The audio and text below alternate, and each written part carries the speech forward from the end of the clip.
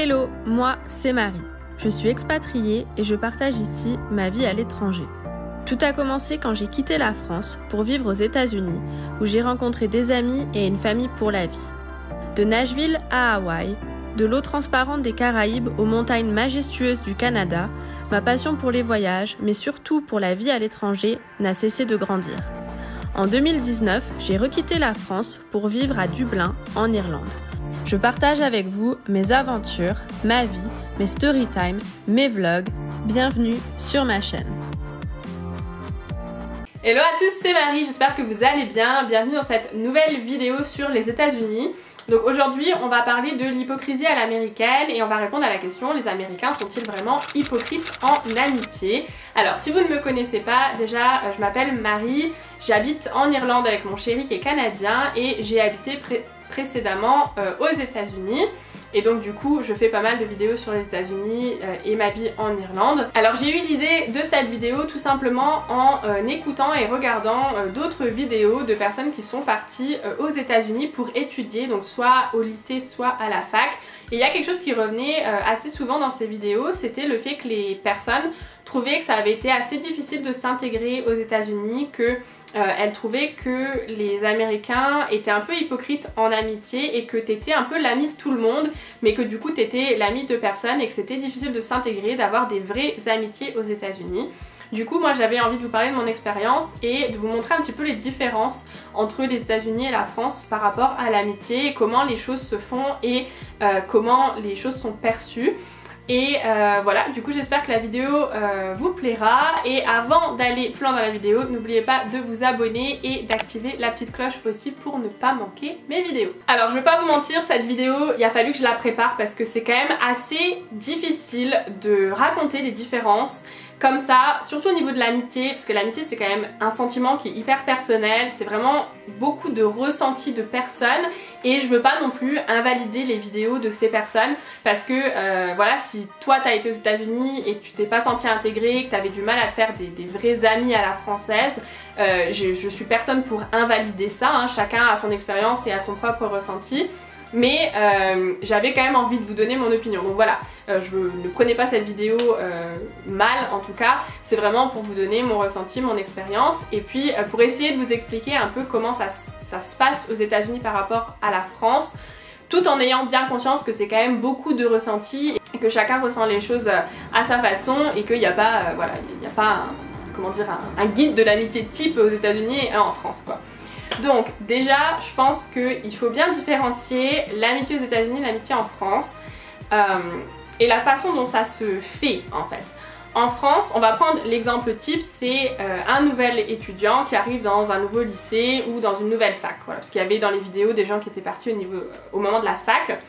Donc en France, quand tu arrives dans un, en tout cas comme je l'ai dit, hein, c'est mon ressenti, en France quand tu arrives dans un lycée ou dans une fac et tout ça, il te faut le temps de t'intégrer, ça se fait pas en 5 minutes, les gens vont pas t'appeler leur ami en 5 minutes, d'abord tu fais un peu des connaissances, tu vas peut-être parler un peu à des gens, ensuite éventuellement tu vas devenir leur pote et ensuite éventuellement tu vas devenir leurs amis, mais il y a comme des étapes en France avant d'être vraiment un ami. Et ça se fait pas en 5 minutes, ça demande des efforts et puis surtout la première étape de tout ça, c'est on n'est pas amis, c'est-à-dire qu'on apprend à se connaître, on va peut-être faire une sortie ensemble ou aller boire un verre ou là je parle de la fac, aller boire un verre ou se faire une soirée film, mais on n'est pas amis, on est juste connaissances, potes, et puis au fur et à mesure de tout ça, on va peut-être devenir amis.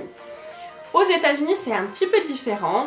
Et vous allez voir qu'il n'y a pas grand chose qui est différent, mais ça compte et c'est de là qu'en tant que Français, on a un peu l'impression qu'ils sont hypocrites alors que c'est pas forcément le cas. Aux États-Unis, en tout cas moi quand je suis arrivée aux États-Unis, dans le nouveau lycée, les gens étaient beaucoup plus accueillants et en fait ils t'appellent directement leur friend, donc tu deviens très rapidement en fait l'ami de tout le monde, ça c'est vrai, tu deviens très rapidement le friend de tout le monde va t'appeler my friend, hi friend, how are you, ça va être un petit peu des conversations basiques, mais tout de suite tu deviens l'ami entre guillemets de tout le monde, mais c'est vrai que ça reste une amitié superficielle parce que tout simplement tu ne connais pas vraiment les gens. Donc tu peux pas voilà, être meilleure amie à la française alors que la personne tu viens de la rencontrer et que tu as discuté 2 minutes avec. Et en fait, partant de là, au fur et à mesure des efforts que chacun fait pour peut-être créer une vraie amitié à la française, tu vas décider si c'est des real friends, des vrais amis, ou si ça va rester vraiment des friends comme ça, des connaissances à la française.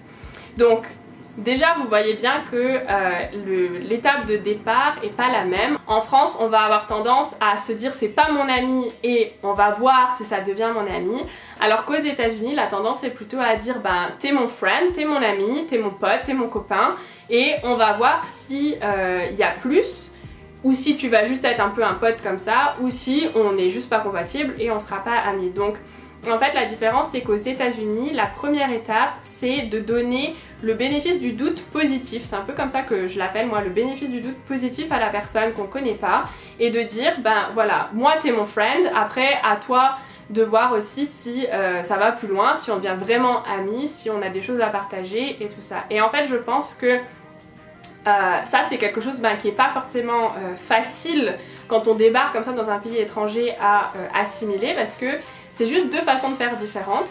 Après moi à mon sens je trouve pas que ce soit hypocrite de la part des Américains d'agir comme ça, je trouve plutôt que c'est généreux, parce qu'en fait c'est comme s'ils te donnaient leur confiance d'amis, même si ça reste superficiel parce qu'on se connaît pas, ils te donnent leur confiance tout de suite et ils t'acceptent tout de suite, ils sont gentils tout de suite avec toi, et puis ils te connaissent pas en fait, donc c'est quand même assez généreux, et je trouve aussi que c'est des bonnes bases pour s'intégrer.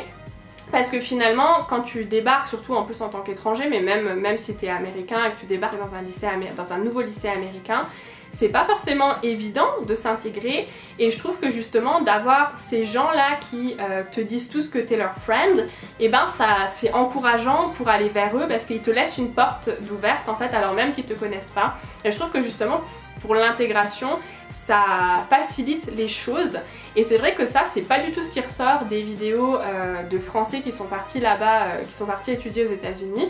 C'est plutôt l'inverse qui ressort. C'est moi je trouvais que justement, enfin les gens disaient, moi je trouvais que ils étaient trop fake en fait, trop hypocrites dès le début à m'appeler leur friend alors qu'ils me connaissent pas, et du coup c'est superficiel.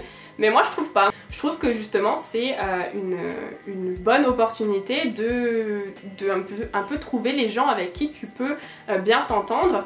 Et ça te donne juste plein d'options, et puis ça t'aide parce que c'est encourageant et c'est rassurant aussi. Alors bien évidemment, il faut pas se leurrer, hein, les relations aux États-Unis c'est comme partout, une relation ça demande des efforts, et donc il faut pas s'arrêter à ça en fait, parce que tout le monde t'appelle leur friend, mais forcément, je veux dire, si tu les connais depuis 5 minutes, t'es pas vraiment ami comme on le serait à la française, t'es plutôt pas de connaissance, et du coup comme n'importe quelle relation ça demande des efforts, de l'investissement, d'aller aussi vers eux.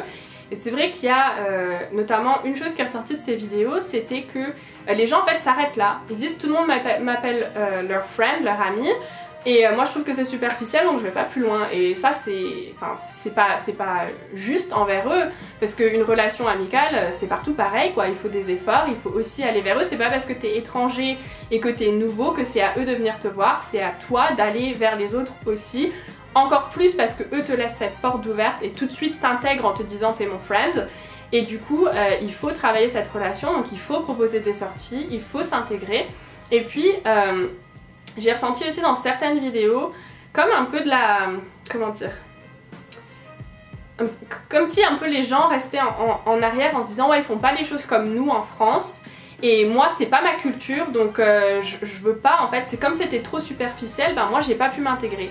Mais en fait t'es dans un autre pays avec une autre culture, et donc si tu veux t'intégrer à un moment faut un petit peu pas étudier comment il fonctionne mais comprendre comment il fonctionne, et les intentions derrière sont bonnes de toute manière, donc c'est aussi à nous d'aller un peu dans leur sens et de faire aussi des efforts. C'est pas juste envers eux de dire vous êtes superficiel parce que vous êtes pas comme les Français donc vous êtes hypocrite, et du coup moi je fais pas d'efforts et je trouve que je suis pas intégrée.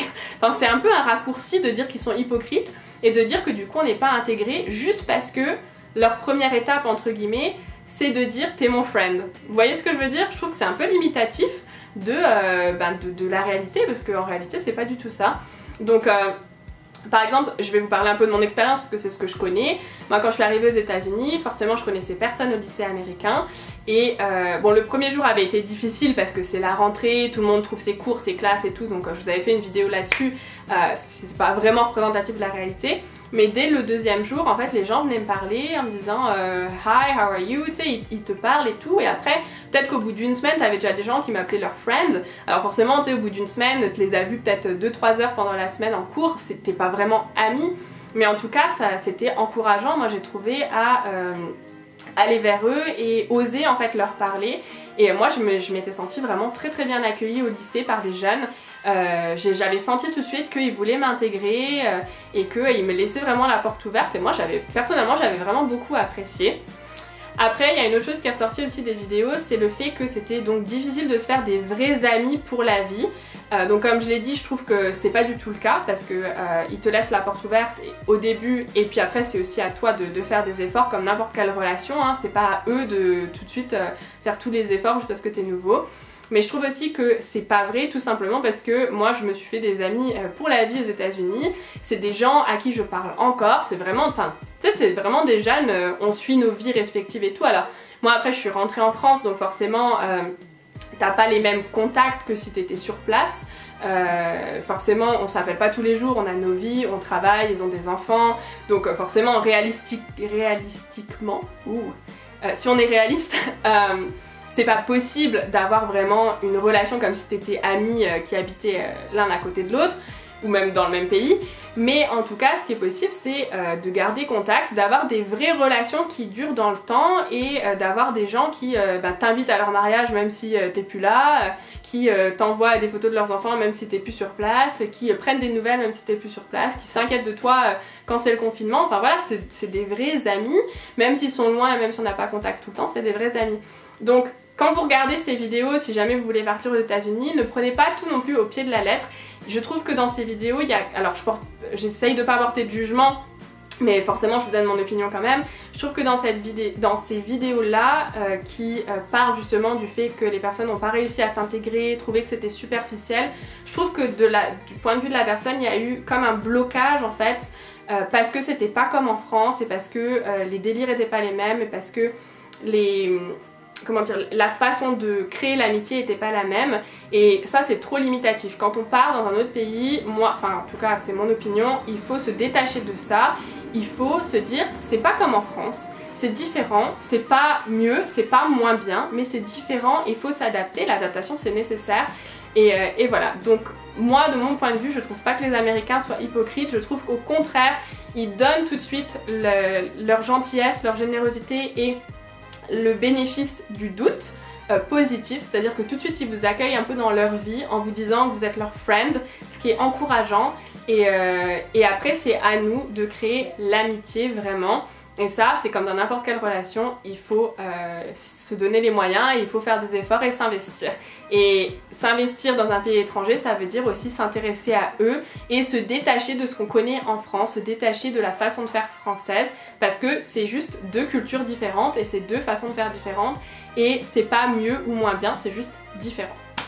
Après, la dernière chose qui est revenue pas mal dans ces vidéos-là, c'était le fait que les Américains ont tendance à appeler un peu n'importe qui et tout le monde leur best friend. Alors au niveau du meilleur ami, en France, on est très meilleur ami, tu vois, c'est le sang, c'est la vie, c'est à jamais. Aux États-Unis, ils sont comme ça aussi, c'est-à-dire qu'il y en a beaucoup, enfin moi dans mon lycée en tout cas, il y en avait beaucoup qui avaient leur meilleur ami de la maternelle, quoi, qu'ils avaient toujours connu, ils avaient toujours été meilleurs amis avec. Donc ça c'est assez similaire en France aussi, on a ce genre d'amitié, de meilleure amitié.